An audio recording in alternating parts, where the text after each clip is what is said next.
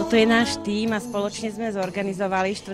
ročník literárnej súťaže, ktorý je smerovaním našej organizácie, lebo my pomáhame deťom, ktoré majú problémy s čítaním.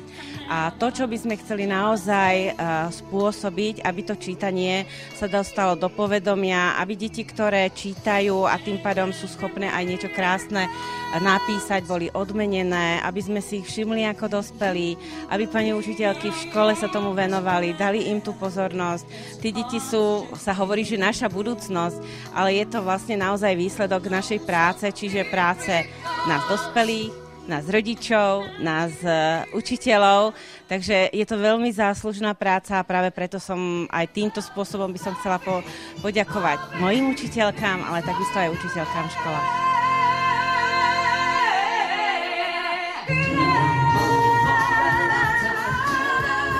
Písala som, ako by som mohol pomôcť svojmu kamarátovi a napríklad nejaké problémy jeho a tak. Prečo sa deti musia hrať? Ako pomôcť kamarátovi? Čo by som urobila pre svojho najlepšieho kamaráta? Písala som o prečo sa deti musia hrať a písala som vlastne o svojej sestre. Ahoj.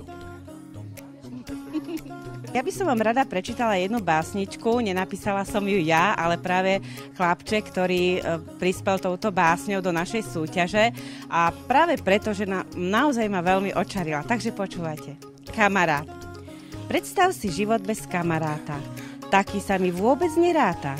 Musela by to byť nuda ako hrom. Liesť v lese sám na strom. Všetko by bolo veru iné. Sám sedieť v druhom rade v kine. Asi by ma to vôbec nebavilo. Bez kamaráta by sa nudne žilo. Mať dobrých kamošov, to sa mi páči. Hrať v noci v tajne s nimi hry na počítači. Na bicykloch sa naháňať, ich čísla v mobile vždy pre prípad mať. Nechcel by som žiť život bez kamaráta, taký sa mi vôbec neráta.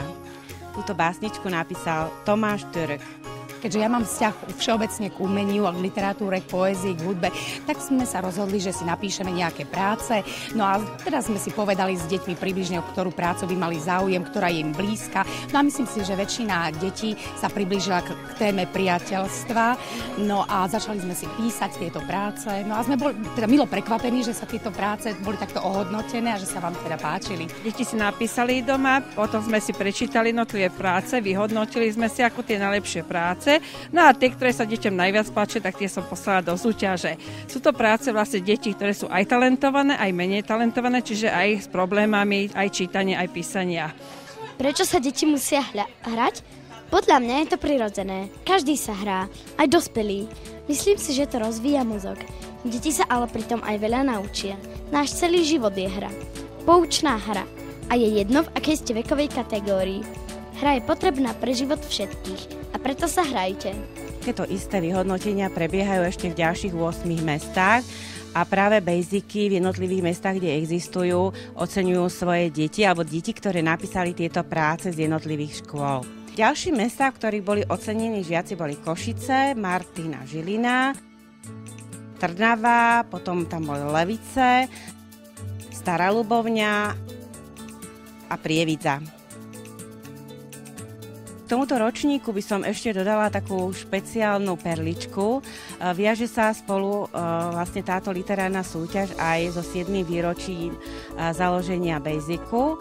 Takže toto je taký trošku špeciálny rok, nie taký tradičný, taký, aký býval doteraz.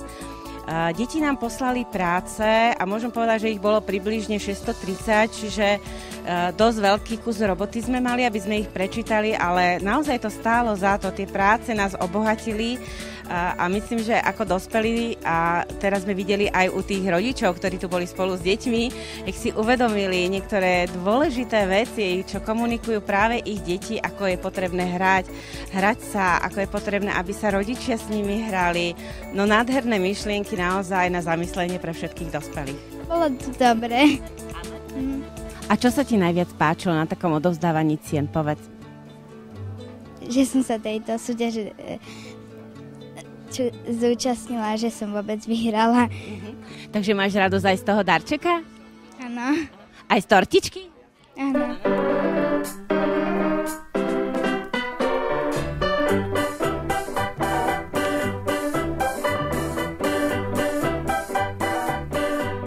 Ja by som rada v mene Basicu vlastne oslovila všetkých rodičov, lebo práve v našej práci si uvedomujem, že je veľmi dôležité, aby rodič spolupracoval či s učiteľom, alebo teda aj našim súkromným učiteľom, ktorý pomáha jeho dieťaťu.